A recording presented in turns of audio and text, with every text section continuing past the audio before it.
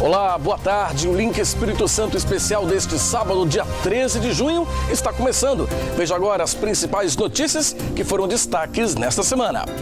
Justiça obriga a Secretaria de Saúde a detalhar dados do painel da Covid-19. Especialistas criticam fala de chefe da OMS sobre transmissão rara entre assintomáticos do novo coronavírus. Pacientes com doença renal representam 7% dos casos graves da Covid-19 aqui no estado. Decisão do Ministério da Saúde de mudar forma de divulgar os números do novo coronavírus provoca polêmica. E em Colatina, a Secretaria de Saúde pede ajuda à população para aumentar a taxa de isolamento, uma das piores do estado. E tem ainda as dicas da agenda cultural para você curtir no final de semana em casa. O Link Espírito Santo já está no ar.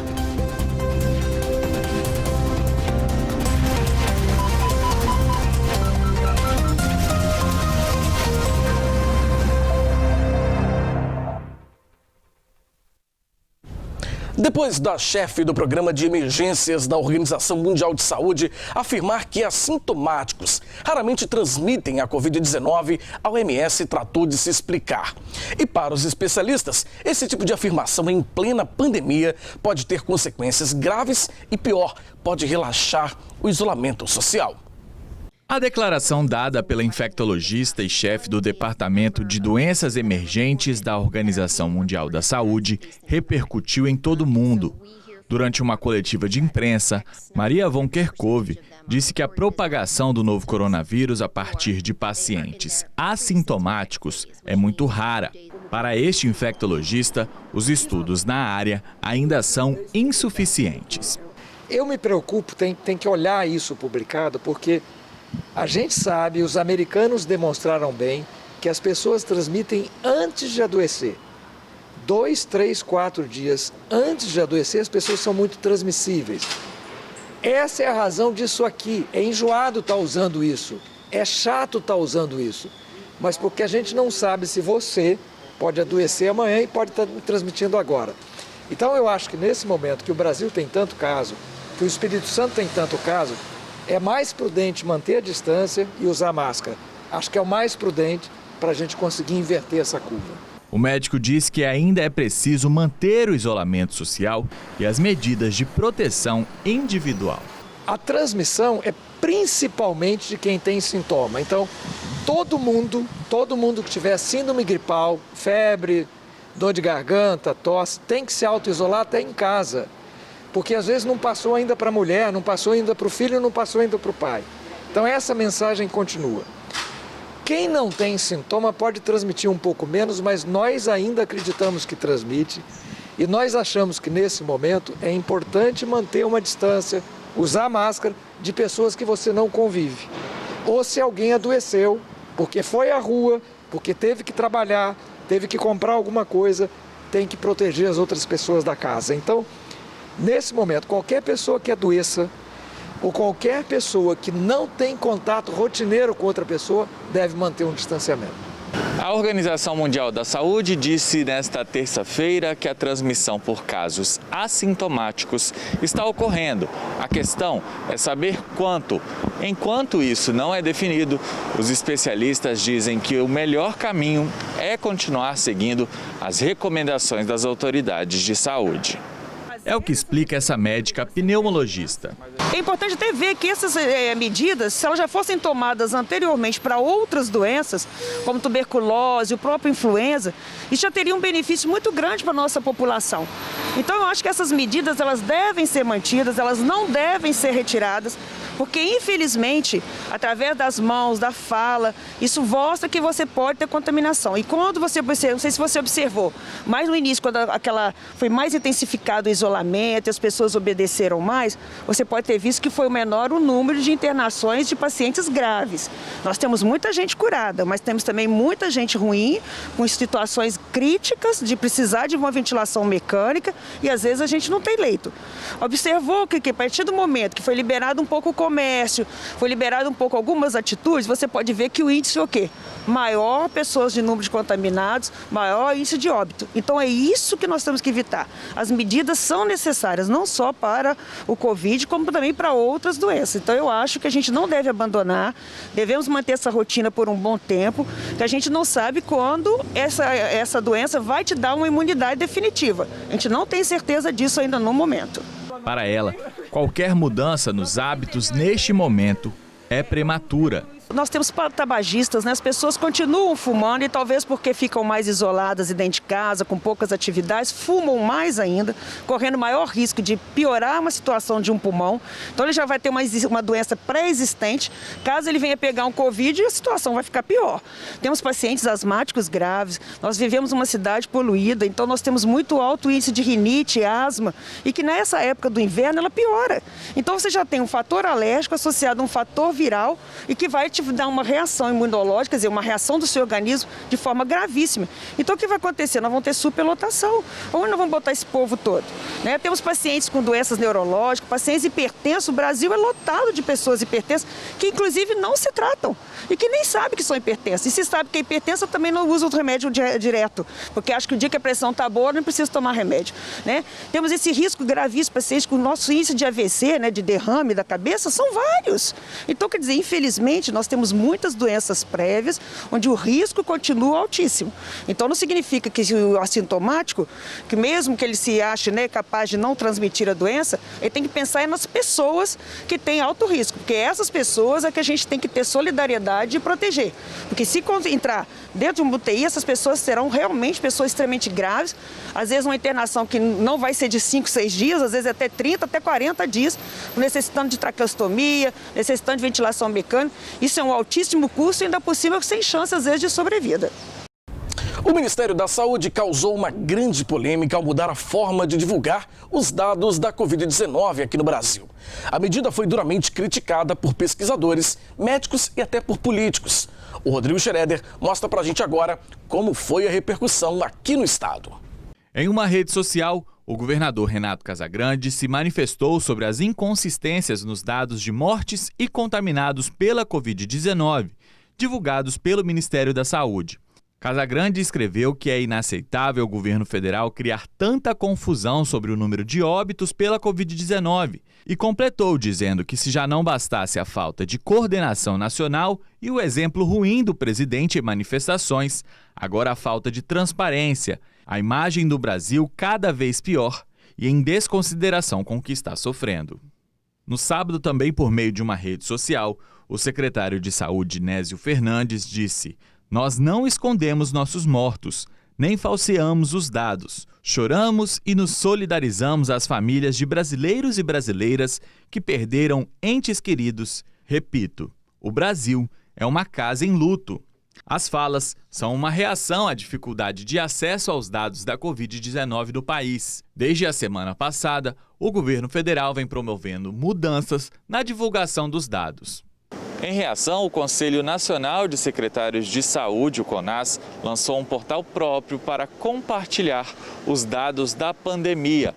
Para os pesquisadores, os números da doença aqui no Brasil são fundamentais para a elaboração de políticas públicas contra o novo coronavírus. A vigilância epidemiológica, que nós chamamos, ela é uma garantia constitucional. Ela está garantida na nossa Constituição, no capítulo da saúde. A vigilância, ela é super importante e, eu diria, fundamental para a tomada de decisão dos gestores, porque sem informação, sem os dados que poderão gerar informação, não tem como nós tomarmos boas decisões. Todos nós, pesquisadores, cientistas, a gente precisa ter acesso aos dados para mostrar para a população o que de fato está acontecendo. Então, dar transparência, dar visibilidade a esse dado, no momento em que as coisas estão acontecendo, ela é fundamental. A pesquisadora da UFES diz que mesmo com a divergência nos dados da Covid, a transparência é essencial. Ter os dados, ainda que eles estejam ou incompletos ou que nós não tenhamos exatamente uma fotografia da realidade, é muito importante do que nós termos dados que não correspondem a nada da realidade, ou que eles sejam maquiados, ou que eles sejam escondidos. Isso é muito ruim, é algo que a ciência abomina. Por quê? Porque nós estamos entrando na mesma lista que a Coreia do Norte, que a Venezuela e agora o Brasil. As principais universidades e instituições que analisam as pesquisas no mundo, elas estão retirando o Brasil da sua lista pela falta de transparência. Então isso é vergonhoso, isso é algo que todos nós temos que nos unir para fazer com que os dados sejam transparentes e que eles correspondam à realidade do que está acontecendo. Aqui no estado, o Ministério Público Federal classificou como enganosos os dados sobre a ocupação geral nos leitos de UTI para pacientes com Covid-19, disponibilizados na internet pelo governo do estado. A Procuradoria ajuizou uma ação civil pública para obrigar o governo a melhorar a transparência. O pedido foi negado pela Justiça Federal. Segundo a decisão da Justiça, não cabe ao MPF tentar alterar uma política pública desenvolvida pelo governo que tem respaldo técnico e científico. Na semana passada, o governo reagiu sobre o pedido do Ministério Público. Nós somos campeões em transparência, o Ministério Público Federal sabe disso, tá certo? O trabalho do Ministério Público Federal tem sido perguntar do nosso trabalho e tem sido executar as ações. Então, eles têm perguntado, a gente tem respondido. Conquistamos uma posição de vanguarda na transparência. Não aceito que o Ministério Público Federal possa questionar os dados, que são dados públicos que nós estamos apresentando, porque são dados de validade pública, tá certo? Então, se eles têm alguma dúvida, estamos à disposição para esclarecer, mas é inconcebível que eles possam levantar suspeitas sobre os dados, sobre os leitos que nós estamos abrindo no estado do Espírito Santo. E o estado está muito próximo de ter de adotar medidas extremas. A Justiça determinou que o painel Covid detalhe os dados sobre a ocupação dos leitos. Olha só.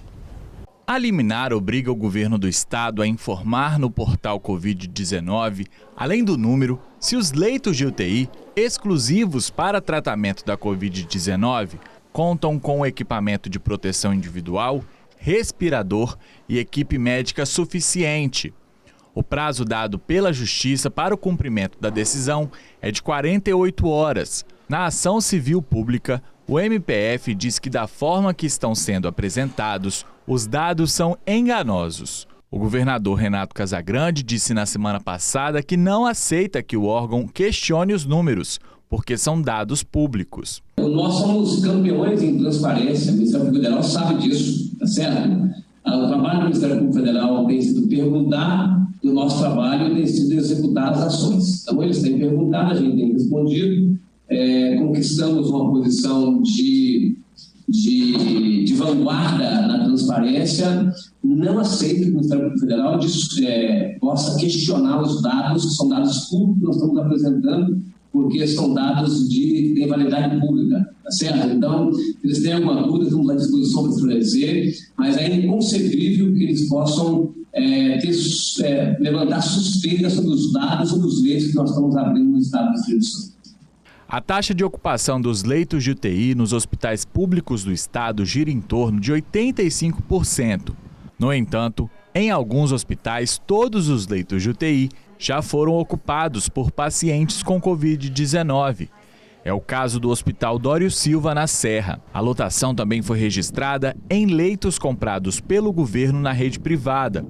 No Hospital Evangélico, em Vila Velha, e no Hospital Vila Velha, 100% dos leitos também já foram ocupados. A situação da rede particular no estado também é preocupante. Segundo o monitoramento da Secretaria Estadual de Saúde, 71% dos 743 leitos de UTI de 27 hospitais privados já estão ocupados.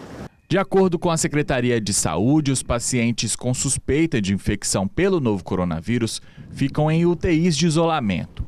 Caso dê positivo, eles são transferidos para leitos exclusivos da Covid-19. A epidemiologista e professora do curso de enfermagem da UFES, Etel Maciel, diz que a situação é preocupante. O cenário é bastante preocupante. Nós estamos num momento com uma ocupação alta dos leitos, não só de UTI, mas de enfermaria também. Isso vai impactar todo o sistema. Então, independente se a pessoa tem Covid ou outra doença, porque hoje nós temos muitas pessoas doentes por outros motivos, pessoas precisando fazer cirurgias, pessoas precisando de um atendimento de enfermaria, às vezes de UTI, por outras doenças. Então, essa dificuldade, essa ocupação tão alta por conta da Covid, acaba impactando em todo o serviço, né? Algumas enfermarias, alguns UTIs, quando você tem um caso suspeito de Covid, que ele ainda não está confirmado, e você tem, por exemplo, duas camas no mesmo local, você não pode colocar outra pessoa ali. Então, a pessoa ocupa uma cama, um leito, que nós falamos, mas ela também inviabiliza de ser utilizado outro, porque ela ainda nem está confirmado, ela é suspeita, né? E você não pode colocar nem alguém que já tenha Covid e nem alguém que não tem Covid. Outra situação que preocupa é a falta de medicamentos para tratamento de pacientes com a Covid-19 e outras doenças. Ficar com o tubo acordado é incompatível com a vida. Então, é preciso que haja esses medicamentos para sedar, né? Para que a pessoa possa ficar no estágio como se estivesse dormindo. E ela sente isso por um período que você precisa estabilizar. Porque às vezes a pressão aumenta, você tem que usar medicamentos para diminuir. São várias questões que estão envolvidas nesse equilíbrio para manter a vida. E esses medicamentos, no momento, eles estão difíceis de serem achados, de serem encontrados para compra. Não é só aqui no estado, né? No Brasil e internacionalmente até, por conta de que todos os países estão buscando esses medicamentos, né, nesse momento. Então, temos esse problema. E esses medicamentos, eles são usados não só para Covid, eles são usados para cirurgias, né? Quando o paciente recebe uma anestesia geral, é o mesmo processo, né? Ele fica também entubado, ele fica também sedado, né? Sob efeito dos medicamentos, e ele precisa também de medicamentos para aliviar a dor. Então, esses medicamentos são utilizados em várias doenças, não só nessa. E por isso que, nesse momento, a gente tem uma falta, uma escassez desses medicamentos, que é muito, muito preocupante. Bom, sobre essa determinação da Justiça, a multa em caso de descumprimento é de R$10 mil por dia. A seguir aqui no link, pacientes renais representam 7% dos casos graves da Covid-19 aqui no estado. E em Colatina, a Secretaria de Saúde pede a ajuda da população para aumentar a taxa de isolamento. O link Espírito Santo volta já.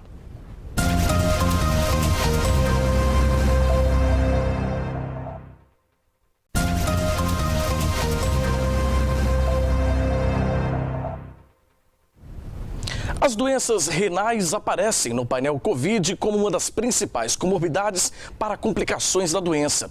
O funcionamento dos rins é diretamente afetado pelo vírus.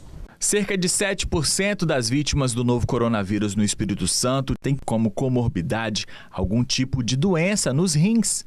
Os pacientes renais estão no grupo de risco da Covid-19 porque o mau funcionamento dos órgãos afeta a imunidade. O que acontece? Acontece uma resposta imune mais desorganizada.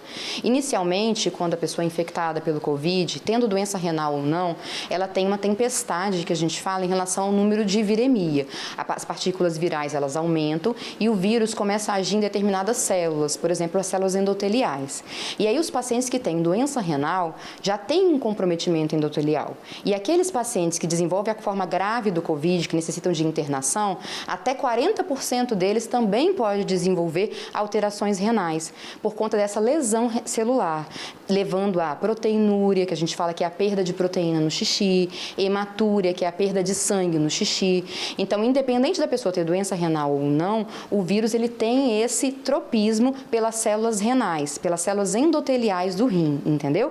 E aí, com isso, é a primeira fase da doença. Depois vem as fases seguintes, em que tem a resposta citotóxica, aquela tempestade das citocinas, em que outros outras partículas são liberadas, interleucinas, a formação de anticorpos. Então, tudo isso tem impacto diretamente no funcionamento adequado do organismo. E aí o rim, dessa maneira, ele não consegue agir da maneira que ele deveria agir, fazendo todo o seu funcionamento adequado, a sua depuração e respondendo o organismo da maneira que ele precisa. Os pacientes com Covid, eles podem evoluir para formas bem graves, precisar de UTI, até mesmo hemodiálise. As doenças renais também afetam outros órgãos, aumentando o risco em caso de contágio pelo novo coronavírus. A doença renal, ela por si só já tem impacto em diversos outros órgãos, tá? O rim, ele é um rim que interage fisiologicamente em outros órgãos. Então, o paciente renal, ele tem maior risco cardiovascular, uma resposta imune um pouco mais deficiente, ele pode ter anemia, doenças ósseas com a evolução da doença. Então, já é um paciente que já tem debilidades em diversos outros órgãos, inclusive no rim, que nesse momento em que ele pode ser infectado pela Covid, há uma necessidade do funcionamento adequado desse órgão. E isso não acontece se o paciente tiver um grau de doença renal elevado. A médica diz que durante este período de pandemia tem crescido a busca por atendimento. A gente tem, de fato, aumentado a demanda bastante dos atendimentos, principalmente para os pacientes que têm alguma manifestação renal e não gostariam de ir ao pronto-socorro para evitar, no caso, uma possível exposição. Visto que se a gente olhar também locais de contaminação, o hospital é onde tem pacientes internados, né? Todo esse risco maior. Quem tem algum tipo de doença crônica, além de adotar medidas de higiene pessoal, usar máscara e manter o isolamento social, também deve seguir com os tratamentos.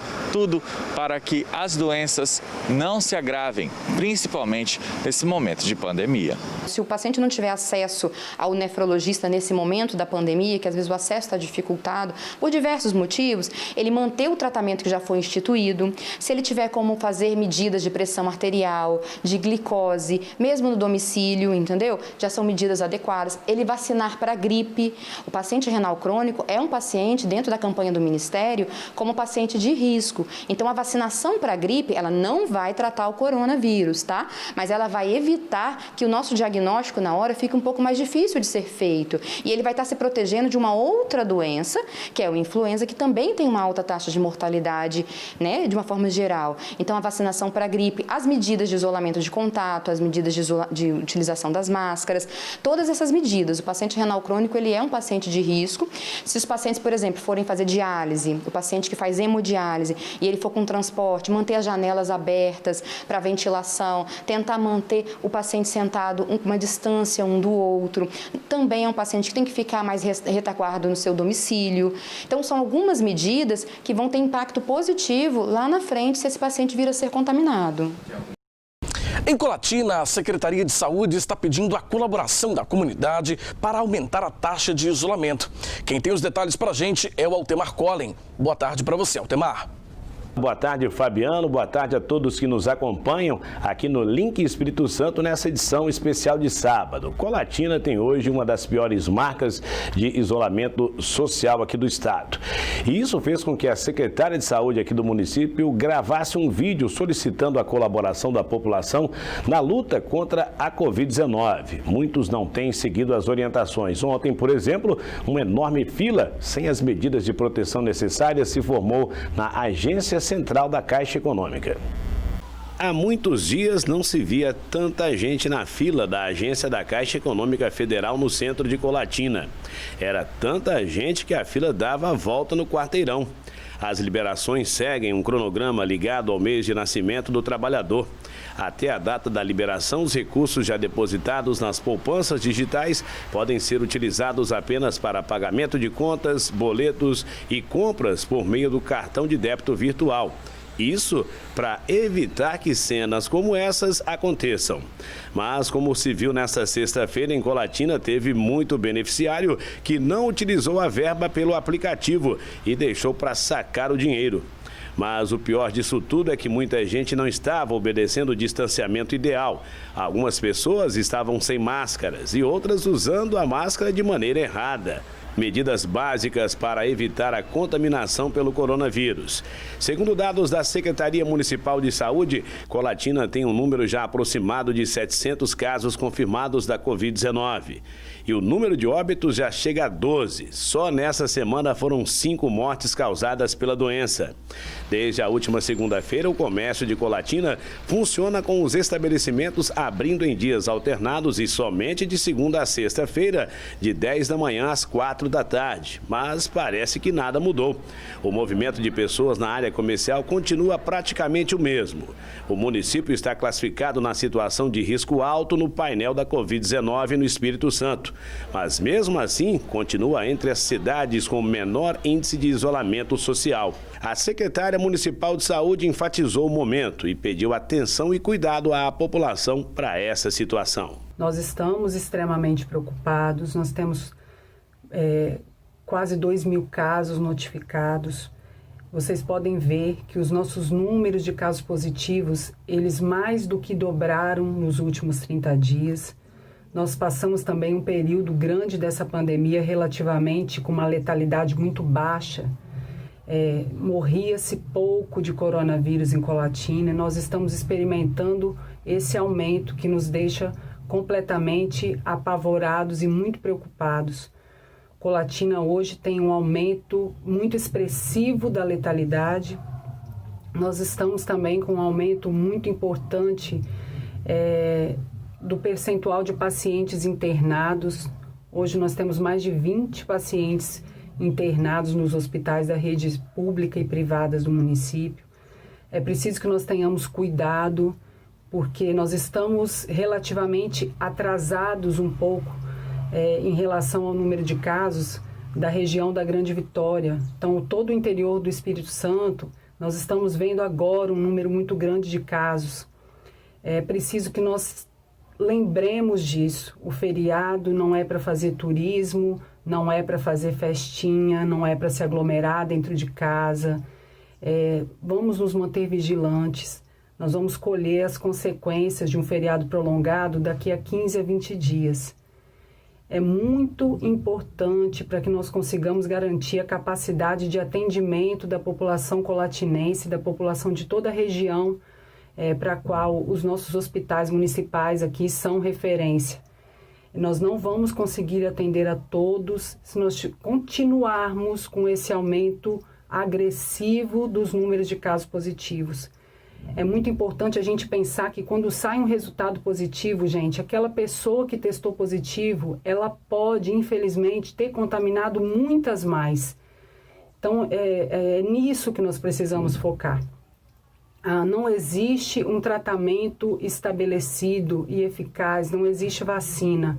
A única coisa que nós podemos fazer, que se tem comprovação que surte efeito, é manter o distanciamento social.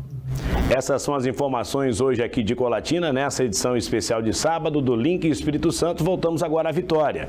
Obrigado, Altemar.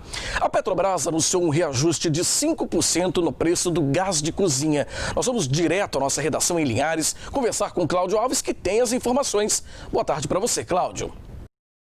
Olá, Fabiano. Boa tarde para você e a todos que assistem ao Link deste final de semana. É isso mesmo. O reajuste de 5% foi anunciado pela Petrobras, mas aqui em Linhares, pelo menos por enquanto, não houve reajuste. Há alguns meses, os moradores de Linhares sentiram dificuldade de comprar o gás de cozinha pela falta de abastecimento nas revendas.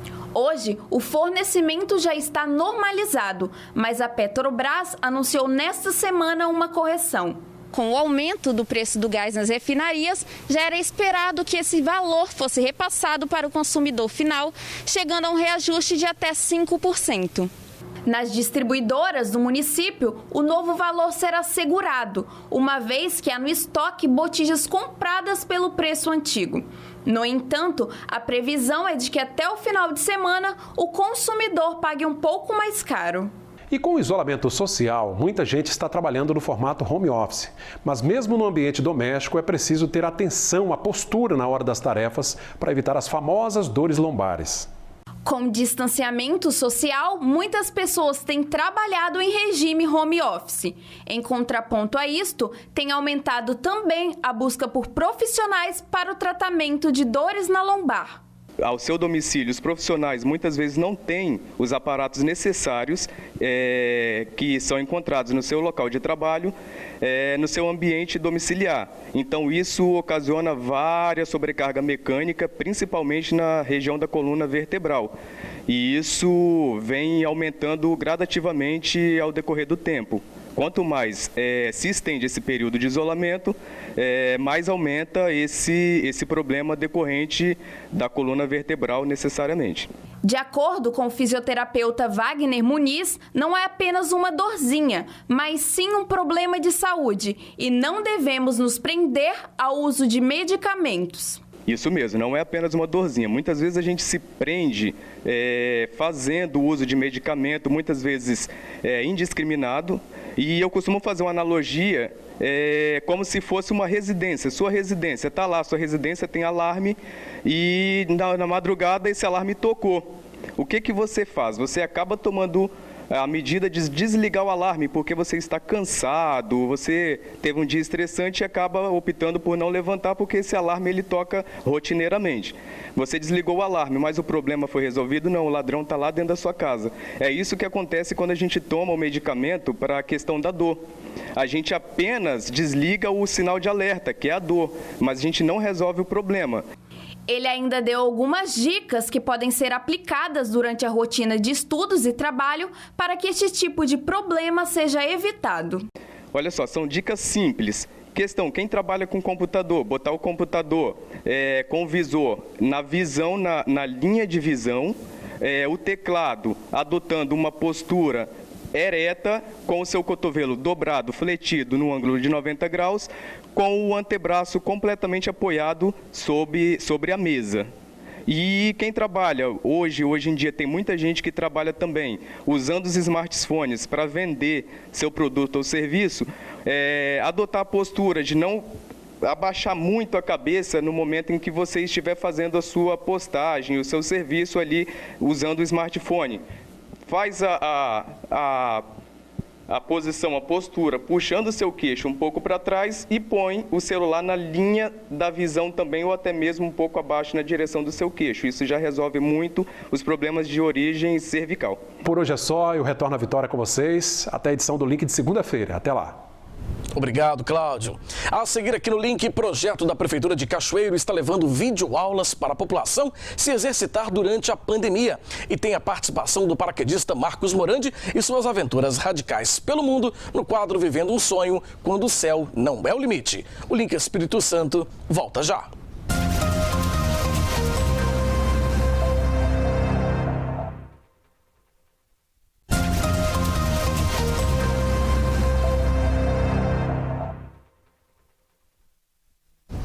O Ministério Público notificou a Prefeitura de São Mateus para intensificar a fiscalização e evitar a aglomeração de pessoas, especialmente na praia de Guriri, durante o feriado. Nós vamos direto até lá conversar com a Nariane Lopes, que tem os detalhes para a gente. Boa tarde para você, Nariane. A ilha de Guriri atrai centenas de turistas, principalmente em feriados prolongados como este de Corpus Christi. Mas, diante da pandemia, o balneário está assim, praticamente vazio. A barreira sanitária começou a funcionar na noite de quarta-feira, véspera do feriado. Profissionais de saúde e militares estão aferindo a temperatura e controlando o acesso ao balneário. Somente moradores de São Mateus e Guriri podem transitar na região. Mesmo assim, usando a máscara. O Ministério Público notificou a Prefeitura aqui da cidade para interditar a praia e colocar fiscais para fazer a ronda nas ruas de acesso. Além da interdição, fiscais também estão parando pedestres que estão circulando sem máscaras, mesmo aqueles que estão fazendo atividades físicas no calçadão. O balneário segue sendo de maior incidência da doença aqui em São Mateus. Guriri é um dos balneários mais procurados por turistas, principalmente os mineiros, que vão ter que esperar o fim da pandemia para vir visitar a famosa Ilha das Águas Mornas. Fabiana e Adriana, eu volto com vocês aí no estúdio. Uma boa tarde a todos que estão nos assistindo, um bom final de semana e até segunda com mais notícias aqui de São Mateus e da região. Obrigado, Nariane. Quem mora em Cachoeiro de Itapemirim e gosta de se exercitar já tem uma nova opção. É que a Prefeitura da cidade está disponibilizando videoaulas para os moradores lá do município. Quem tem os detalhes é o Samuel de Fraga. Boa tarde para você, Samuel. Olha isso mesmo, hein? Moradores da sede do interior estão tendo acesso ao material como alternativa para a prática de exercícios físicos em casa. Com o objetivo, é claro, de impedir a concentração e circulação de pessoas em espaços públicos de esporte e lazer aqui em Cachoeiro. São aulas de zumba, de treino funcional, de ginástica, de alongamento e de relaxamento. Os conteúdos podem ser acessados gratuitamente por qualquer pessoa. As videoaulas estão sendo publicadas no canal Nosso Esporte Cachoeiro em Casa, criado para que os alunos dos núcleos de qualidade de vida da Prefeitura e os demais interessados continuem as atividades nesses dias de isolamento social. A Prefeitura tem investido na modernização e de forma que a gente possa acompanhar essa necessidade de reinvento de todas as áreas, né? Não só na área de esporte, mas de todas as áreas da Prefeitura. E o esporte não poderia ficar para trás. Nós estamos então com um canal do YouTube específico do programa Nosso Esporte Cachoeiro, onde os nossos profissionais fazem todo um acompanhamento, não só pelo canal, mas também por telefone ou por WhatsApp. Nossos profissionais estão à disposição. Nós tínhamos mais de 4.000 pessoas participando dos núcleos de qualidade de vida e a gente não poderia deixar então todas essas pessoas sem um acompanhamento. As aulas são postadas no canal toda semana e além dos exercícios, o praticante recebe todas as dicas necessárias para a prática de cada atividade física, que tem grandes benefícios para a saúde. Quem já era sedentário e que está vendo a necessidade de fazer uma atividade física para melhorar seu físico e também a questão mental, nós temos um vídeo explicando exatamente o que é preciso fazer, com orientações dos profissionais de educação física, que são as pessoas que estão habilitadas para isso. E a grande novidade para a semana que vem vão ser as aulas para as crianças, que também é novidade. Nós estaremos lançando as aulas semanalmente nos dos núcleos de esporte educacional, ou seja, as crianças também serão atendidas. As lives acontecem aqui na frente da Secretaria de Esporte, também temos gravações nos ginásios e, mais importante, saber que nós estamos investindo na saúde através das atividades físicas. As atividades nos espaços públicos de esporte e lazer de Cachoeiro estão proibidas. As áreas estão isoladas até 30 de junho para evitar aglomerações por causa da pandemia do novo coronavírus. Quanto antes nós entendermos o quanto é importante o distanciamento social, a gente vai sair dessa de forma mais rápida. Mas é importante nesse momento desenvolvermos uma consciência coletiva, onde eu me protejo e protejo o outro. Né? A partir do momento que a gente conseguir superar esse momento, nós vamos passar por essa tempestade e vamos chegar do outro lado da travessia muito melhor. Bom, e ainda falando de isolamento social, Cachoeiro de Itapemirim, gente, entrou para a lista de risco alto na contaminação com o novo coronavírus. E o município pede à população que fiquem em casa e só saiam se necessário para evitar a propagação da doença. A pandemia que nós estamos vivenciando, nós ainda não temos uma vacina.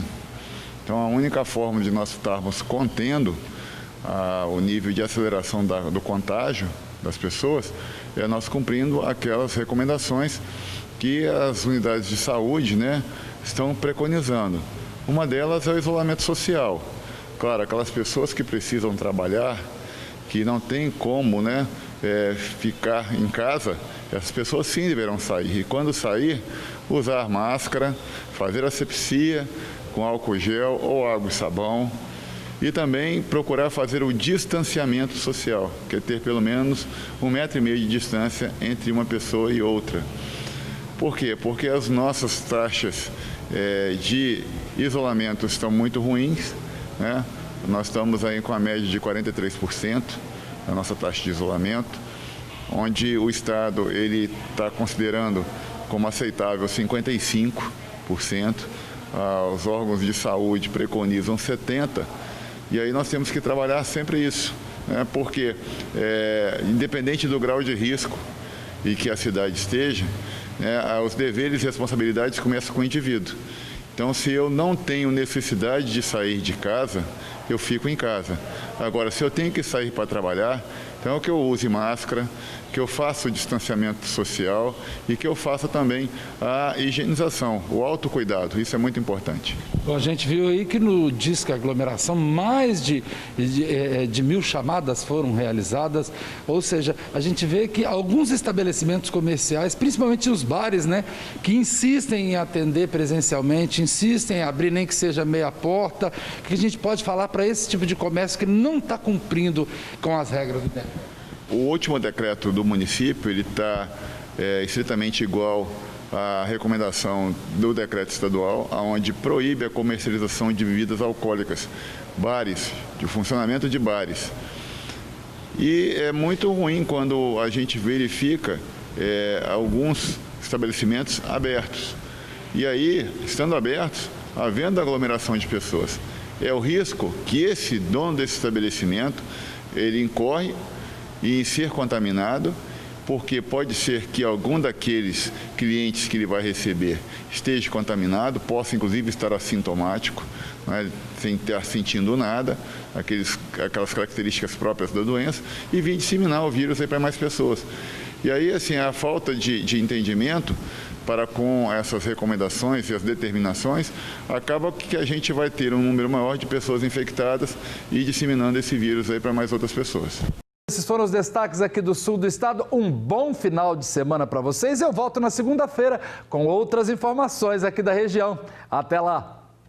Obrigado, Samuel. E agora a gente tem as dicas da agenda cultural para você aproveitar o seu fim de semana sem sair de casa, claro. Boa noite, Brasil! Bem-vindos mais uma vez ao Olimpo! Talvez cancelem o programa de hoje, por causa do tumulto na cidade. Na Netflix, estreia Reality Z. O Rio de Janeiro está sob um ataque zumbi e os participantes de um reality show buscam abrigo em um estúdio de TV. O grupo de confinados precisa agir com muito cuidado se quiser sobreviver ao ataque. Um bando de gente morta andando por aí.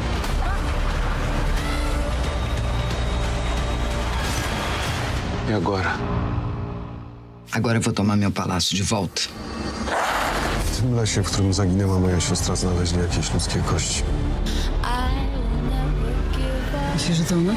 Em Silêncio na Floresta, um promotor renova as esperanças de que sua irmã desaparecida há 25 anos possa estar viva depois que encontram evidências em uma vítima de homicídio.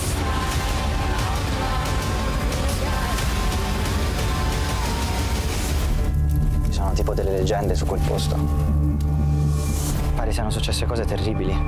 E em Curom, depois de 17 anos, uma mulher volta para sua cidade natal com os filhos gêmeos adolescentes. Mas ela desaparece e os dois devem enfrentar o passado sombrio da família. Il lago si è risvegliato. La maledizione distrugga tutto. E chegou a hora do quadro Vivendo um Sonho, quando o céu não é o limite, com o paraquedista Marcos Morandi. Boa tarde para você, Morandi. É com muita alegria que eu trago hoje para o nosso quadro o assunto em relação ao meu projeto de salto de helicóptero na Praia da Costa. Como todo paraquedista, residindo em Vila Velha, abrindo a janela, eu sempre olhei para os céus e vislumbrei a possibilidade de saltar em frente de casa. Foi um momento muito especial, a gente teve que vencer alguns obstáculos. Foi um salto inédito, considerando a altitude e o tipo de aeronave que nós utilizamos. Um esquilo consegue atingir elevadas altitudes, mas saltamos a 12.100 pés, dentro de uma perspectiva muito bacana, porque diferentemente de quando nós estamos dentro de uma aeronave, numa janelinha, observamos a paisagem, a perspectiva deste salto, a ótica filmada, como os senhores verão a seguir, nos proporcionou belíssimas imagens dessa maravilhosa cidade, essa praia que eu tanto gosto, que é a Praia da Costa, atingindo também Vitória, como os senhores verão a seguir, em razão da altitude. Por ser uma praia que tem características de ventos fortes, tivemos que considerar a intensidade dos ventos, os ventos de camada que nesse dia chegaram até próximo dos 40 km por hora, e também a topografia. Digamos que, entre aspas, o paredão dos prédios representa um obstáculo, inclusive podendo gerar turbulência, que é uma das maiores ameaças para qualquer paraquedista.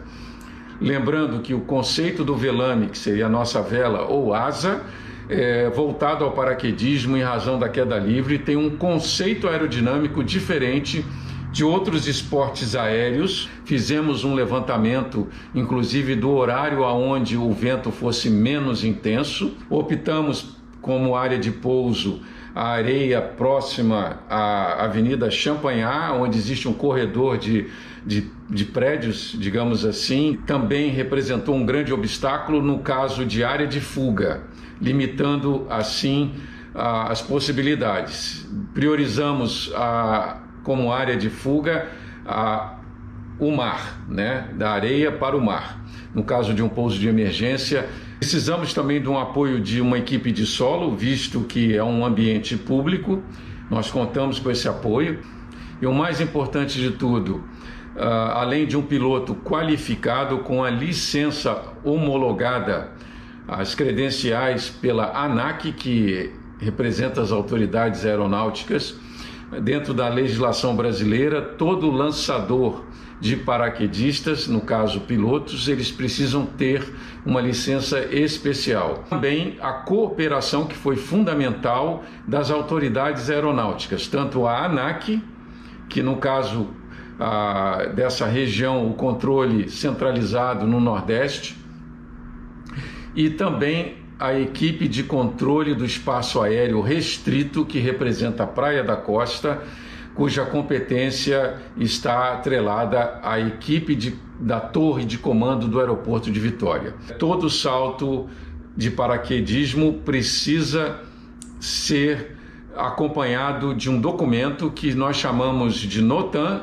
internacionalmente conhecido como Notice of Airmen, que trata-se de uma licença para atuação de lançamento de paraquedistas numa determinada área, e isso normalmente fica caracterizada uma janela numa carta aeronáutica, acessível a todos os pilotos que passem por essa região, sabendo que existe uma atividade de paraquedismo. E isso alimenta também o controle de voo. Para todo salto existe um plano prévio de voo. Como os senhores irão observar no vídeo, nós fazemos o que seria um briefing, todo esse contexto dentro de um cenário bem complexo, mas que ao final nos dá uma grande satisfação por ter essa missão cumprida com êxito e, acima de tudo, com segurança. Espero que vocês gostem. Segue o vídeo.